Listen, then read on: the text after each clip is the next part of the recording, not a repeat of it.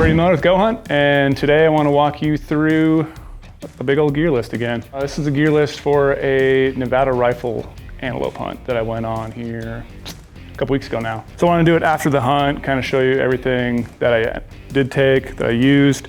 I thought this would be a great time to showcase an antelope gear list for a rifle hunt because most easily obtainable tags for antelope in the West are all in October. So this will give you plenty of time to pack and plan. And the nice thing about antelope, you don't really need a lot of gear. Basically, you need a good backpack, some optics and a rangefinder, and you can actually have a pretty good hunt. I'll start off by running through some of my clothes. Clothes is pretty simple for this because temperatures for this hunt were hot. They were ranging from 95 for a high down to like, mid 50s for a low in the morning. So I didn't need a lot of gear in that sense. So pants, just running the Sitka Ascent pants. And then I also add in knee pads. I stole these off some mountain pants and they just slide inside there. Knee pads on an antelope hunt are essential. You're always crawling around or on your knees glassing, or once you're done crawling, you're trying to get up a little high over sagebrush just to see. So I just always have knee pads in when I'm antelope hunting. We'll jump into my footwear real quick. These are just awesome little pieces of footwear that I've been running for a long time. I wore these mountain hunting for mule deer. I also rock these antelope hunting. These are the Innovate Mud Claw, I believe they're the 300s.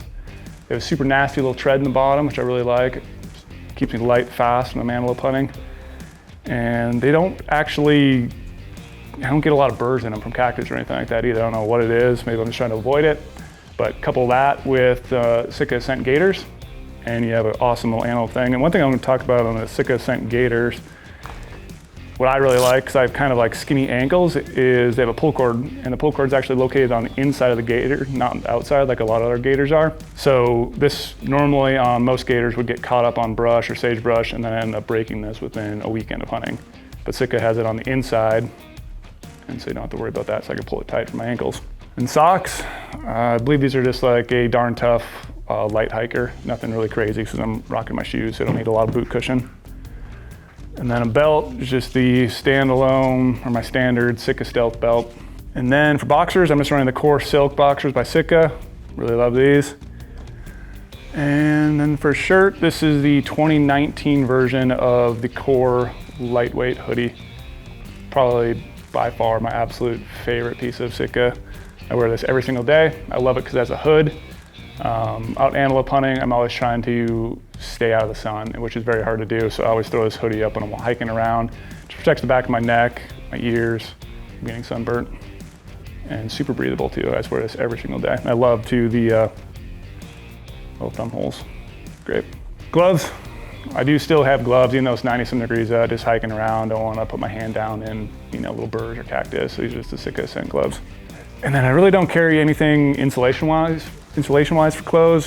It's so hot out, even in the morning, by the first hour, you're already gonna start sweating. But since I am mainly truck hunting, I just rock this in my pack really quickly in the morning, just a Sitka mountain vest.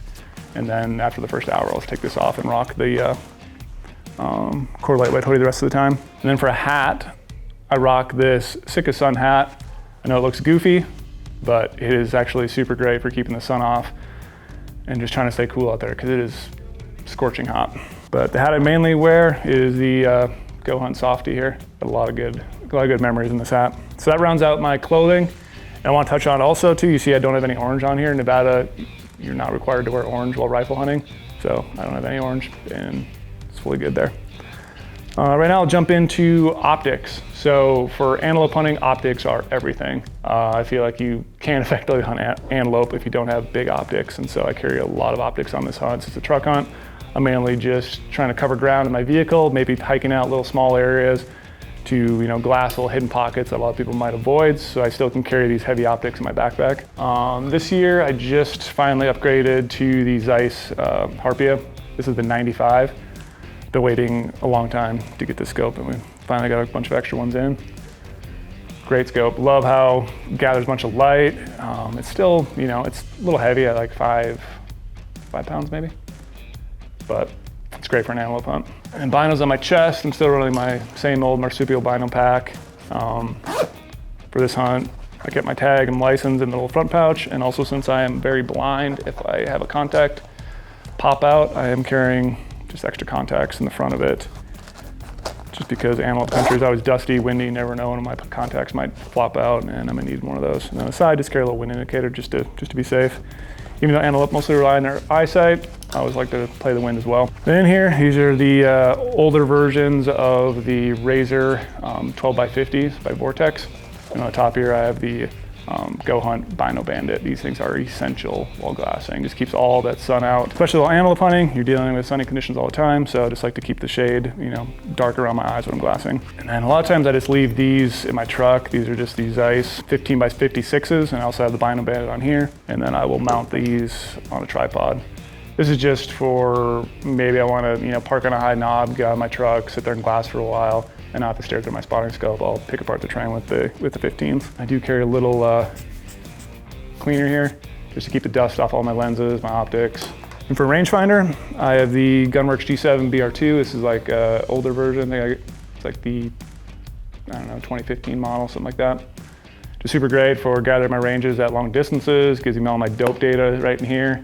And at the bottom of my rangefinder, I have an Arca Swiss plate, so I can mount this to my tripod, so I can get really good ranges out at long distances if need be. And then this is probably the most essential piece for antelope hunting, I believe. It's the window mount for a spotting scope.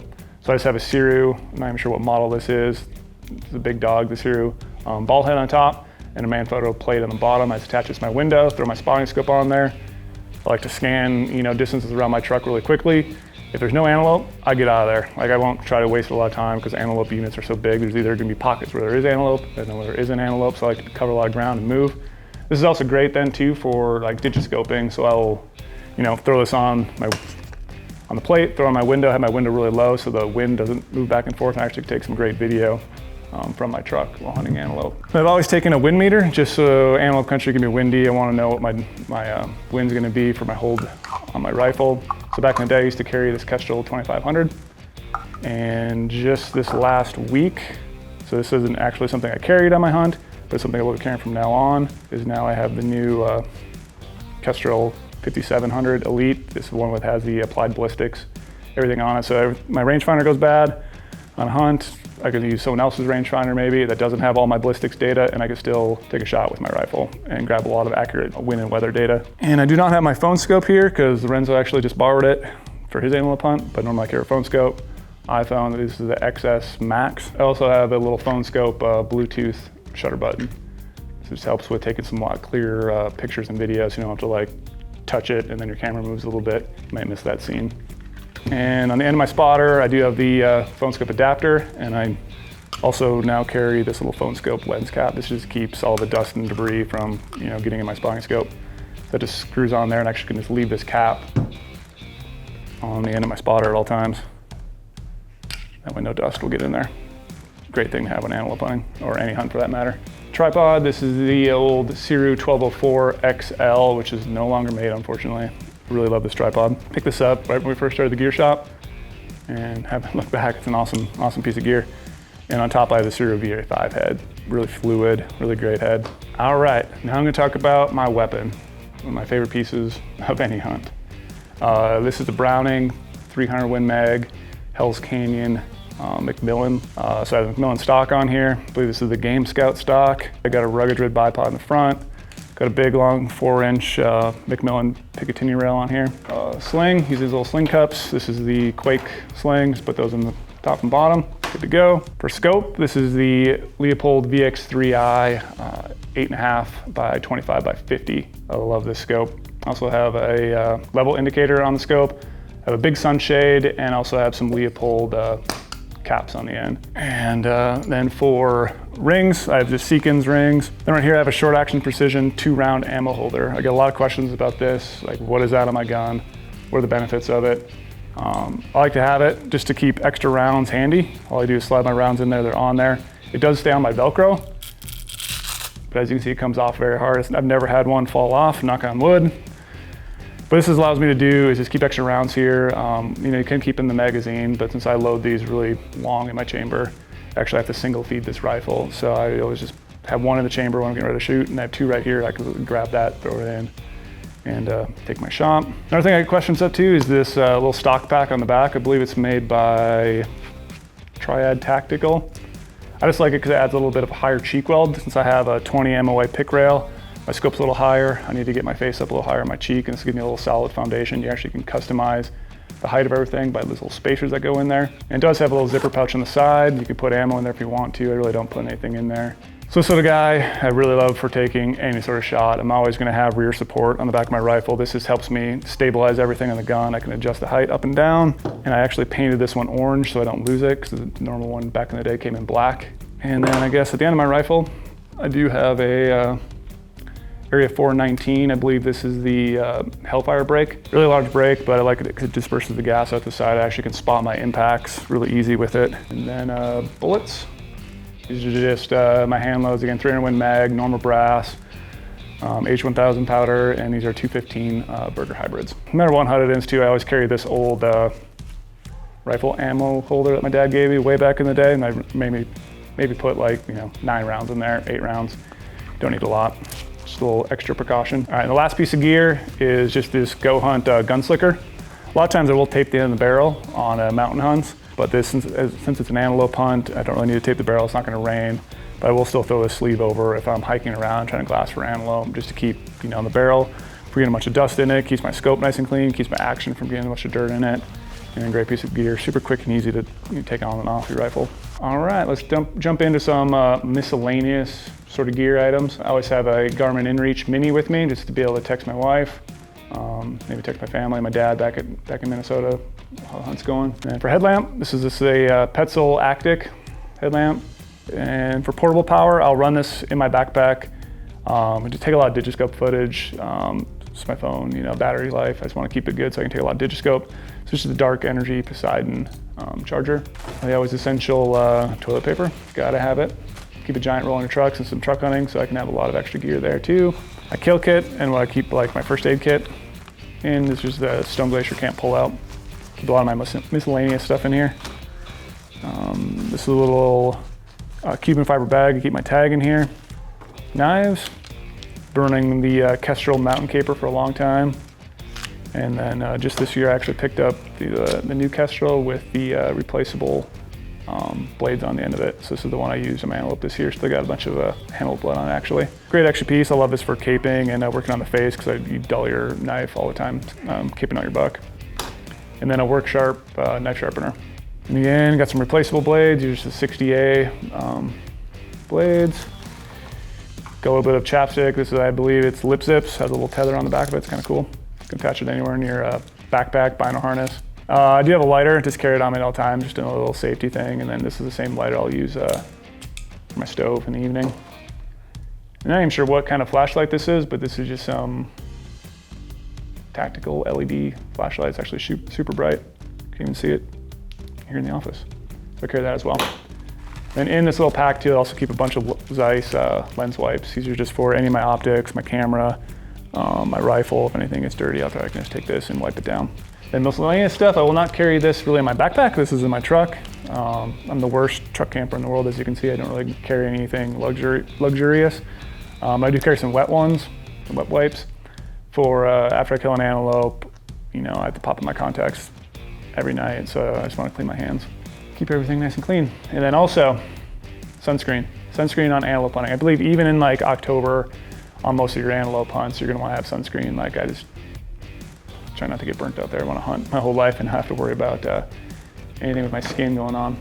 In my truck, I will keep a Leatherman. This is an old Leatherman Wave, just in case I need to, I could use a little tiny saw for anything around camp, fixing some things, maybe even skull cap the buck with a tiny saw. It might take a while, but you probably could get it done. And then I have a giant roll of electrical tape in my truck. This is just for, again, any gear repairs, attaching my tag to something. It's always nice just to have a bunch of electrical tape. Another item back at camp, this is just a old Coleman lantern. Since I'm truck camping, I'm gonna be cooking my meals on the back of my tailgate every night. This is just another way to not burn my headlamp battery and just rock this. It's actually pretty bright. And then, as I just mentioned earlier, I'm not a luxurious truck camper. I still just basically carry a lot of my backpacking stuff just because I'm just more comfortable with it, and I don't want to pack a bunch of extra gear that I'm not gonna, don't really need when this serves everything. So I still use a MSR wind burner, and I have a bunch of these small little canisters, as you can see. This one's from 2012. just a snow peak canister, so I'm just trying to burn up through some of these older ones that might not have a lot of fuel. I feel truck camping is the perfect time to burn through some of this gear. That's why, like, for food right now, I don't have a lot of food shown on the table because I'm actually trying to burn up a bunch of the backpacking food I had left over from last year. And then with my meals too, I just have the MSR sport here. So this is my freeze-dried meals in the evening. I don't have the bags, like I said, I just have a bunch of these sitting at home from way back in the day.